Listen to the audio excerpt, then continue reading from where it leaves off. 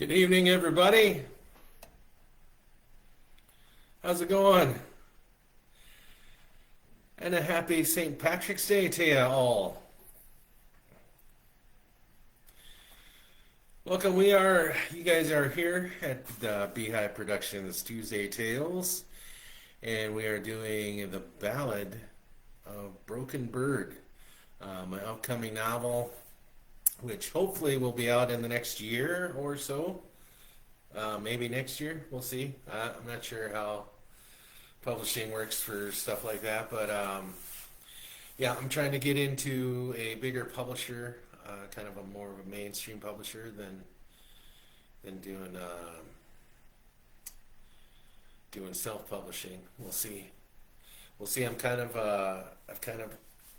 impatient to get this out. So, but yeah, it'd be nice if I can do it. If I can do it through a big publisher.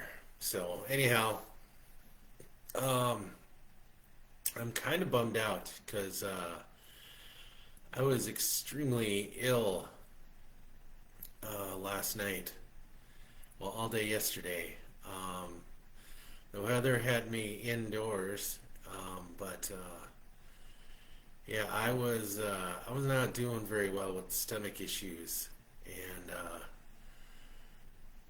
yeah, things are really bad. Things are really gross, and it was not good. And I took today off of work so that I could rest up. And yeah, here I am. Hey Chuck, how you doing?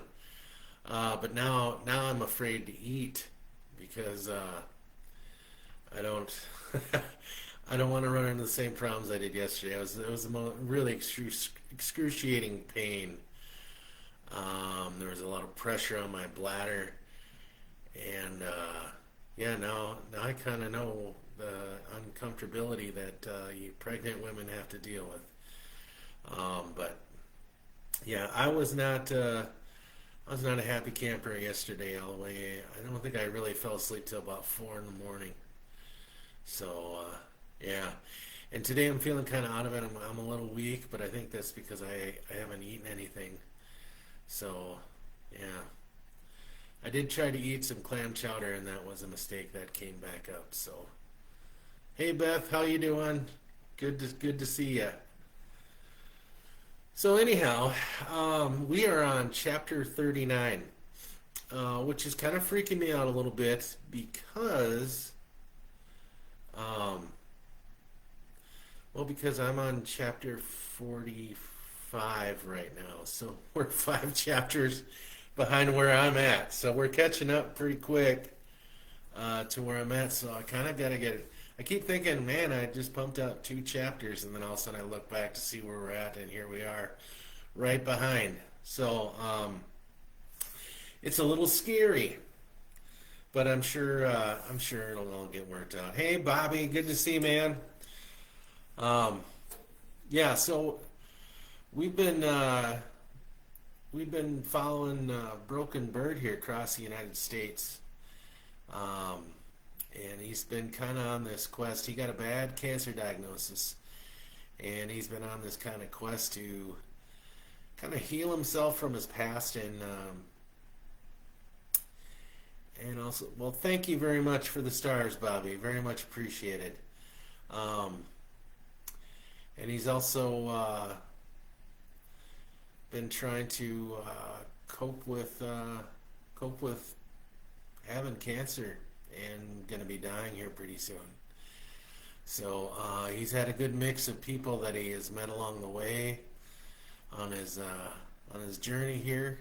He's currently got Stella tagging along with him, and Kelso and Kelly, but he is now drove through a storm into Jupiter, Florida, where he's meeting up with his family, most of his family, and for Christmas. And he's pretty much got a touch of the pneumonias. And Chuck brings the badgers and the bees, and the broken bird and the wild hare. So, anyhow, we've got a lot Lily just called me. She has the same crud you do. Oh no. Yeah, it's off. It's horrible. And yeah, I don't want to spare you guys the details because I don't even like thinking about it. But yeah, it was not fun. So normally, it being St. Patrick's Day, I usually have myself a shot of either Proper 12 or Jameson, and just because of the way my stomach's been, I don't think that is a wise idea. So I am going to go without tonight. So my Irish ancestors are probably rolling in their graves now. So, all right. Well, it's a pretty long chapter. So I am going to jump into it if you guys have nothing to say about it. Okay, let's see what we got here. Let's get rid of that. And let's get all these. That's why I hide in the house and stay away from humans so you don't get sick. Yeah. Yeah, I know.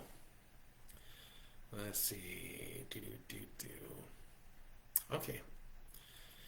So when my laptop updated, it just like now it's like, hey, now I'm going to invade everything that you do, and all these windows pop up saying, hey, would you like to see what the new Windows 11 does? No, I would not, especially not while I'm doing a live stream. Thank you very much. All right.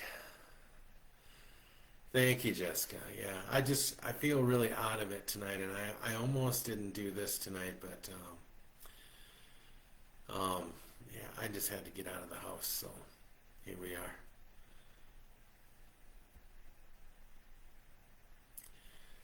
The Ballad of Broken Bird, Chapter 39.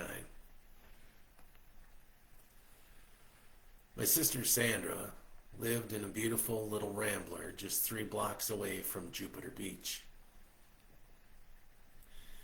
She was native, full-blooded, but Mom had adopted her from the Pine Ridge Res. She has her own story and her own past, but that's for her book and her business to tell. All I can tell you is her and my sister Missy were tight. Missy teased her incessantly growing up, but she never stopped following her around like a shadow. The girl had a heart of gold, but ruled her husband like a drill sergeant. But he needed it, though. He's one of those guys that, well, was hard to motivate. Great guy, just like taking his time with things. Jack was the first one through the door to greet me when Lucy pulled up. Man, that kid could run, and he was solid. Nearly took me off my bike when he slammed into me and gave me a hug. "Hi, Uncle," he shouted. "I missed you." My heart melted, and I squeezed the little man and buried a kiss in that mop of red hair. "I missed you too, Jackie boy," I said. "Give me some air so I can get off my bike." He gave me one more squeeze and then backed up so I could get off Lucy. Missy came out with that smile that looked a lot like Dad's.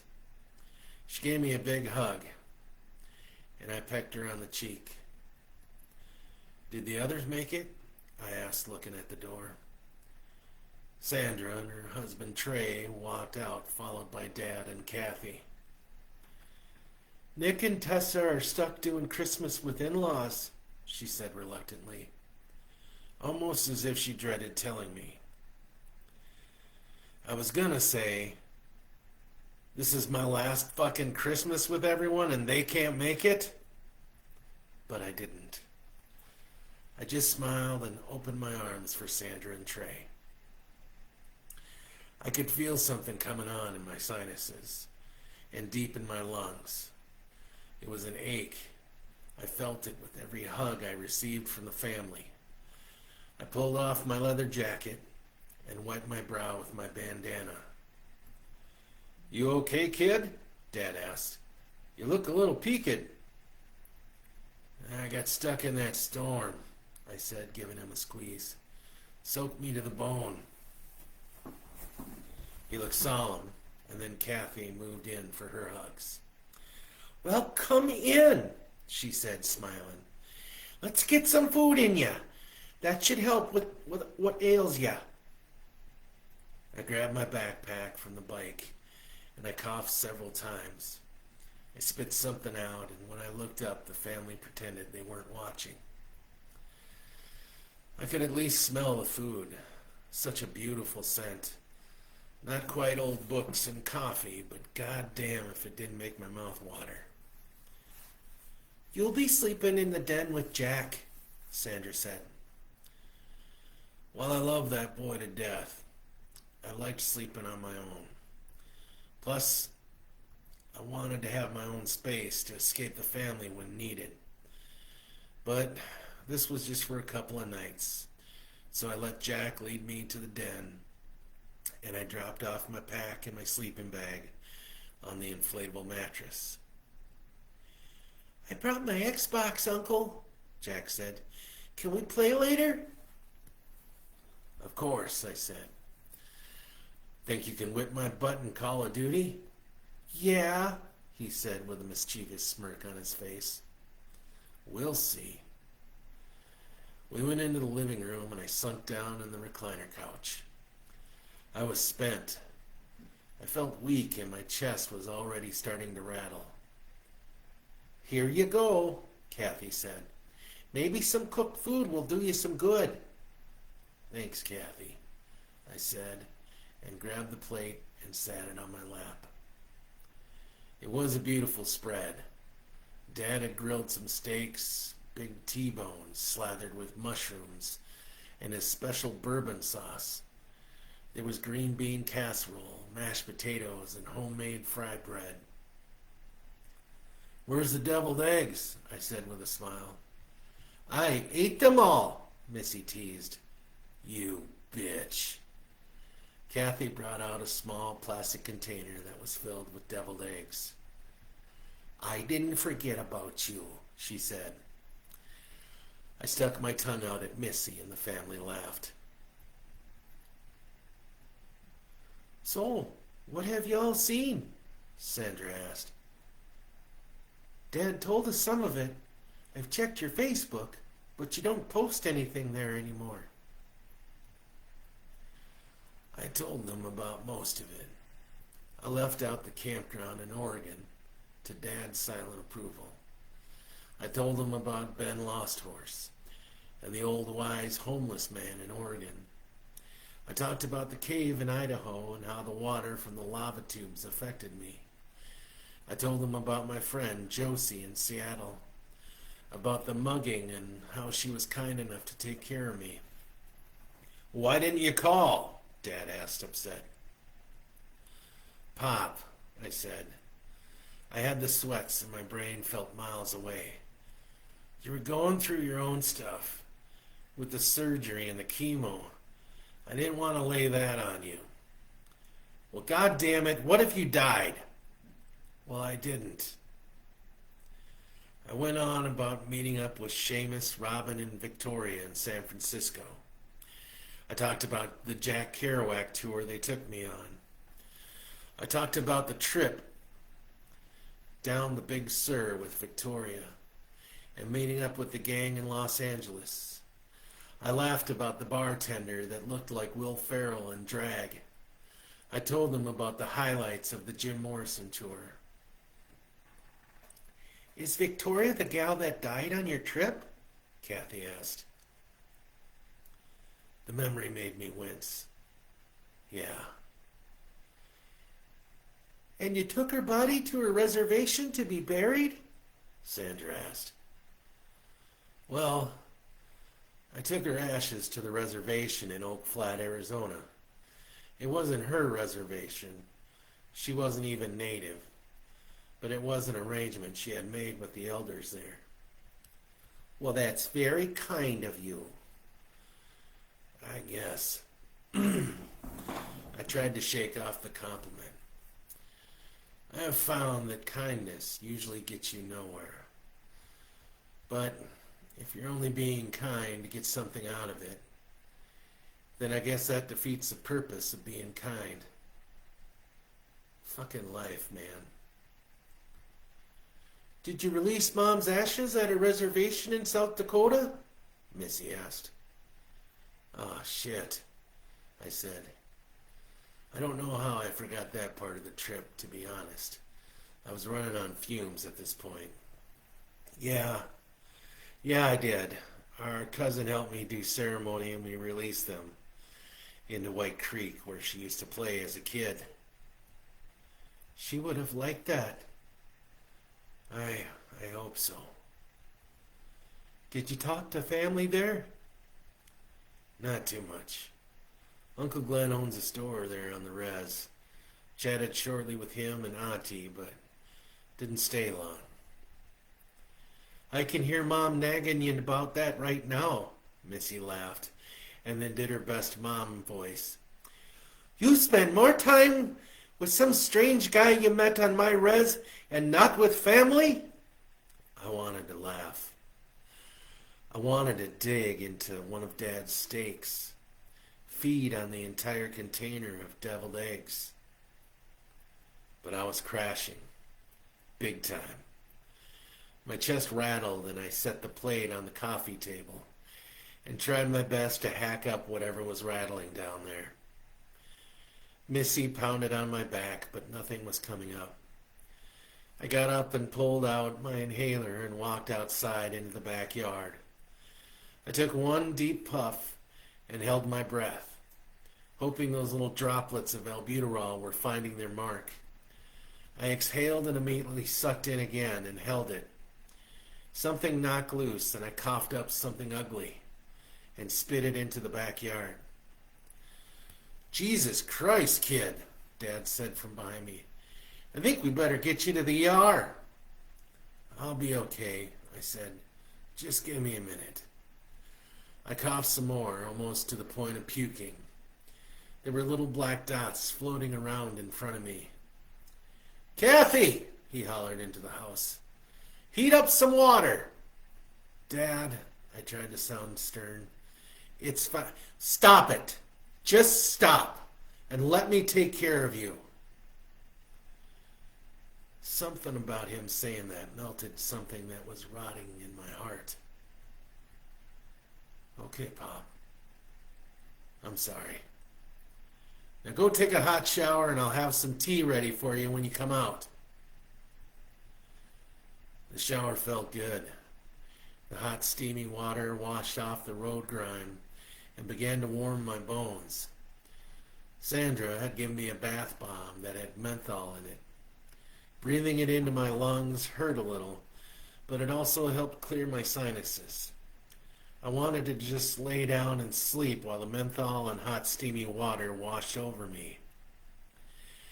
I dried off and threw on a pair of sweats. I scrubbed my teeth and rinsed with some scope. I felt minty fresh and almost frozen when I opened the bathroom door and the air-conditioned breeze hit me. The family looked concerned and I smiled at them. I walked out onto the back patio again and dug out a cigarette. Seriously? My dad was holding a cup of coffee mug out to me. What? I said, accepting it. Nothing. Just drink that before it gets cold. It was Mom's old remedy for chest colds. Hot water, lemon juice, honey, and a sprinkle of cayenne pepper. The taste and smell brought me back to my childhood. Thanks, Pop, I said and took another cautious sip. I wish you'd quit that fucking habit, he snapped. I know you don't see the point, but it's definitely not helping you. I know. Do you have a death wish? Is your life that fucking bad you gotta rush to see the end? That wasn't it at all. Well, part of it was. But I could see how he was seeing me.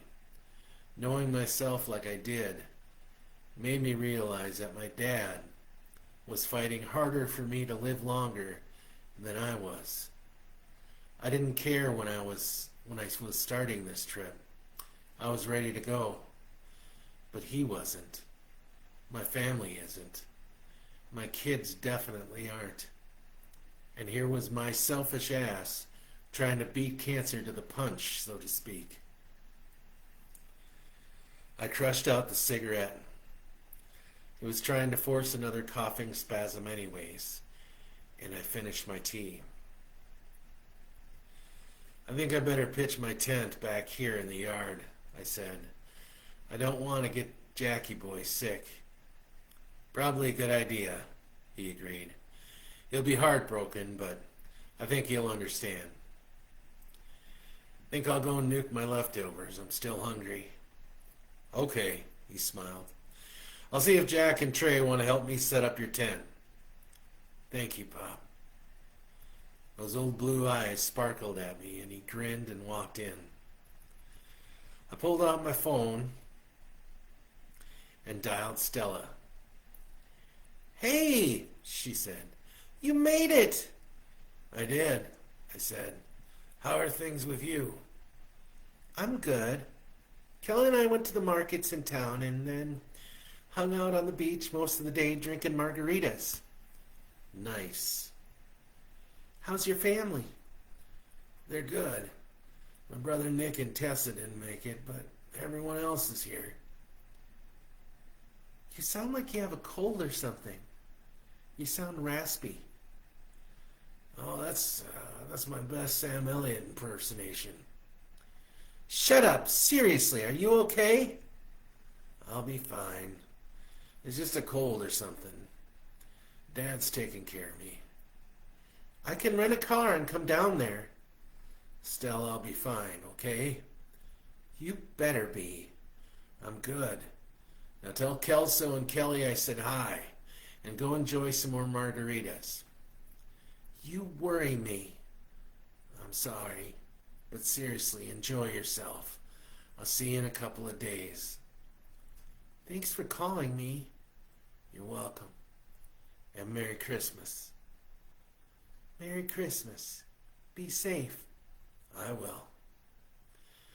I hung up and texted Merry Christmas to Josie and Ben. The phone rang and it was Josie. You don't text Merry Christmas with me, mister, she said. Sorry. Merry Christmas, I laughed. Where are you? I'm in Jupiter, Florida, hanging with my family. Oh, that's great news. Yeah. What are you doing for the holidays? Well, I picked up a shift at the hospital. Double time and a half. Big money, honey. Damn straight it is. Lily and I will probably drink mimosas when I get home and play cards till the sun comes up. You tell that girl I said hi and Merry fucking Christmas. I will. You sound a little rough. You okay? I think I got the pneumonia. Drove through a storm on the way here. You're lucky my foot can't reach you all the way over there. I'd kick you in the ass. I know. You get plenty of rest, drink lots of fluids. Your family have a humidifier or something they can run for you? Josie, it's Florida. The whole state is a humidifier. We both laughed. Well, you take care of yourself, bud. Get off the phone and get some rest. Call me when you get feeling better. I will. You better. Yes, ma'am. I mean, bar wench. Okay.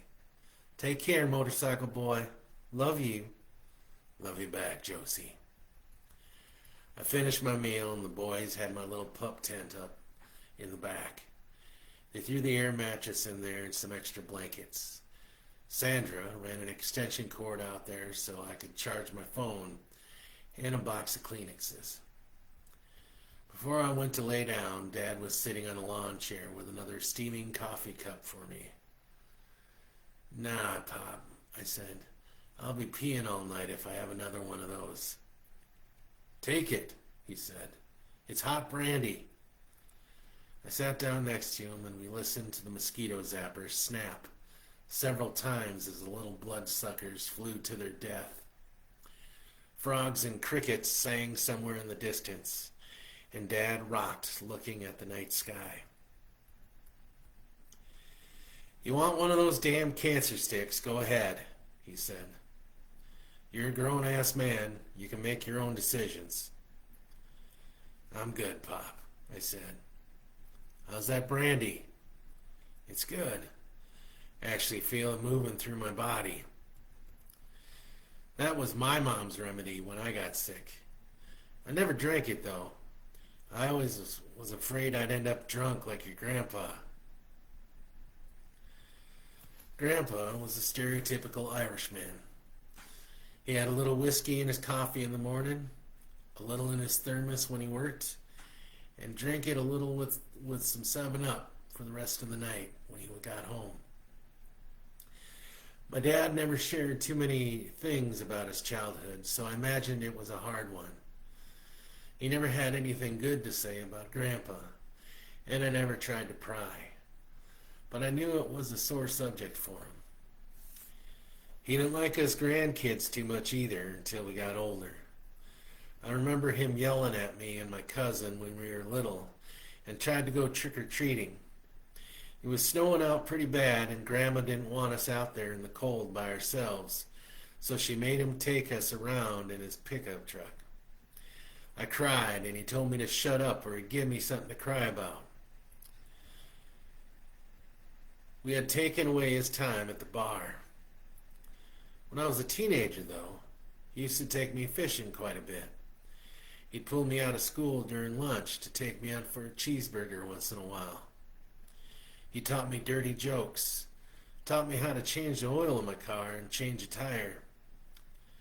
I don't know why he did so much with me when I was older, but not when my dad was that age. So many secrets back then.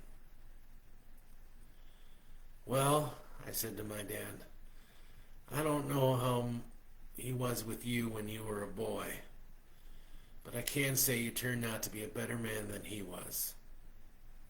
He smiled slightly. "That was all your grandma's doing." Dad had other men in his childhood that were fatherly to him since he was absent. He had good memories of his own grandfather, but he had died when he was 11. There was also the postmaster who used to take Dad with him when he delivered the mail.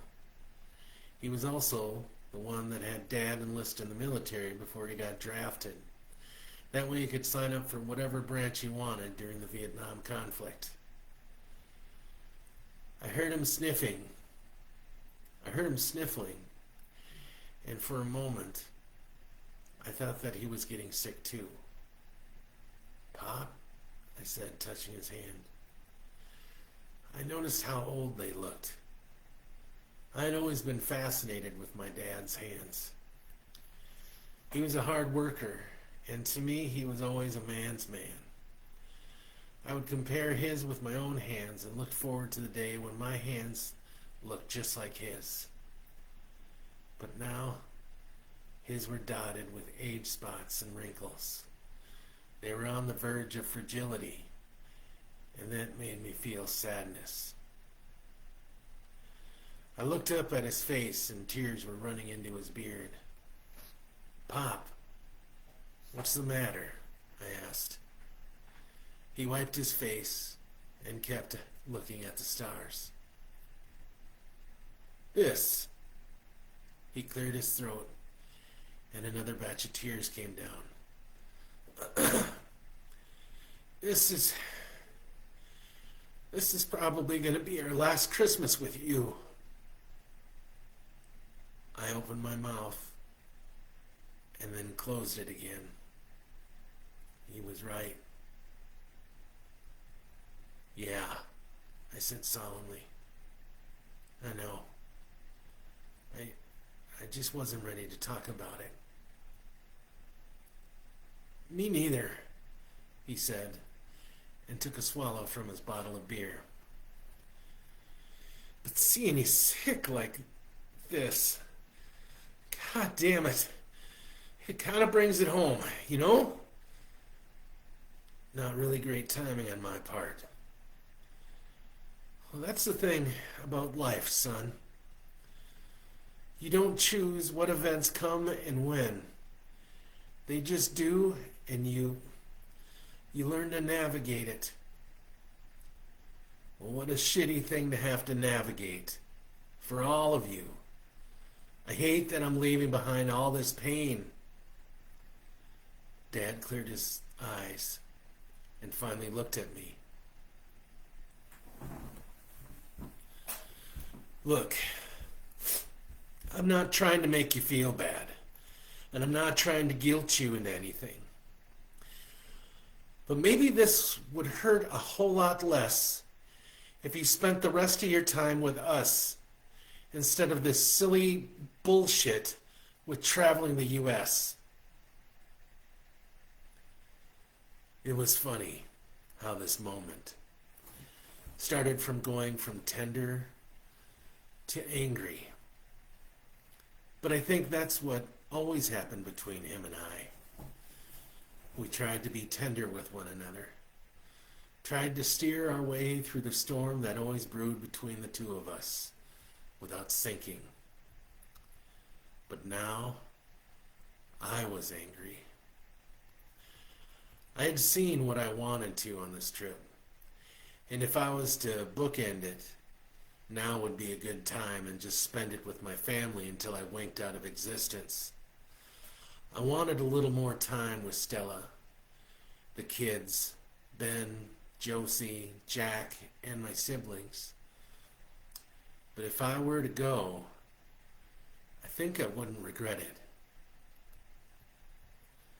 But Dad's approach was his typical approach to sensitive things. Just go in swinging and hope for bruises instead of blood. I was programmed to react the same way I always had, with anger and perhaps a fist, definitely yelling and cursing. But I was tired of all that. I can understand where you're coming from, I started. Can you? He spat. Because all I'm hearing is a self-absorbed teenager whining about needing to find himself. Fuck you, Pops, I said, and regretted it immediately. I'd fallen into my old self again, so easily. You never understood a fucking thing I did. You never tried to look at things from my point of view. You're just like your fucking mother. My fists clenched as well as my teeth. I could hear them crunch in my head. And what's wrong with that? I was standing now. She was good enough for you to marry and have kids with, wasn't she? Or do you just hate me as much as you hate her now? Is that it? Is that fucking it, old man? Fuck, I can't even believe you sometimes. Just calm the fuck down. His voice got quieter. This doesn't need to get heated. It's Christmas, for fuck's sakes. Good night, Pops, I said quietly, and began to walk towards my tent. And Merry fucking Christmas. I crawled into my tent and lit a cigarette. The smoke went into my battered lungs, and I coughed several times. I felt like shit, emotionally and physically, but didn't care. Why was I so quick to anger with him? How could I say such shitty things to him after all he has done for me? Because I really am a fucking monster. Is this angry, rageful pack of wolves that seems to explode out of me really who I am? Fuck, I don't know. I coughed several times, and I think the rest of my right lung came out. The brandy began to take me out, the fever boiling beneath my skin, and my pulse echoing in my head as I reached blackness. And that, my friends, is the end of chapter 39. Deviled eggs, yes. That's actually, that story is a little bit true. This last Christmas, my stepmom did make some deviled eggs, and me and my siblings do fight over them. But she did make me my own little container of deviled eggs, so I got spoiled that way. Anyhow, there you go. Well, hell. Yeah. So, if you can't tell by now, this is the inner workings of Broken Bird and his father's relationship, and how they communicate or don't communicate. It's sad because there was a lot of time wasted there between the two of them, but some of that stuff is still there. So they're going to deal with it, and you'll have to join us for chapter 40 next week on Tuesday. Tuesday Tales presents here, b.hive and Apocalypse Studios. Thank you, Mr. Pimo, for letting me use your space. And thank you guys very much for coming out here and enjoying. I hope you're enjoying the story. Most of you stuck around this long to chapter 39. Oh, we've been doing this for about 5 months, so almost half a year, huh? So how about that? Anyhow, yeah, thanks for joining me. I think Bobby and I are going to be around. Yeah, you're welcome, buddy. I think Bobby and I are both going to be around on Thursday to do some jamming for you, aren't we, buddy? And then, yeah, I don't know what else I got going on. Oh, and then Coffee with Friends again on Sunday, so join us for that. What a chapter, a few tears. Yeah, it was a rough one. So it's going to pull some more out of you. I have a hard time waiting for the next chapter. Well, that's good. This is kind of like a serial, because it keeps you on the edge of your seat type of thing. So, all right, you guys, I am still beat from being up all night, spending the evening on the John. So, I will be back on Thursday with Bobby. We'll be playing some music. Sunday, drinking coffee with Pimo and Bobby. And then back next week for Tuesday Tales. So thanks again. Thank you guys very much. Thank you, Bobby, for the stars. Thank you all for showing up and sharing my stuff. Very much appreciate it. Your support is awesome. Have a great night. Feel better. Yes, thank you, Beth. I hope so too. I hope Lily feels better as well. So I'm drinking, they didn't have ginger ale at the store, so I picked up some 7-Up. They didn't have regular 7-Up, so it was cherry 7-Up. So the breaks of living in a small town. You just take what you can get. So anyhow, have a great night. Love you. Peace and a bottle of hair grease. Mwah. Oh, and there, that's for Kevin.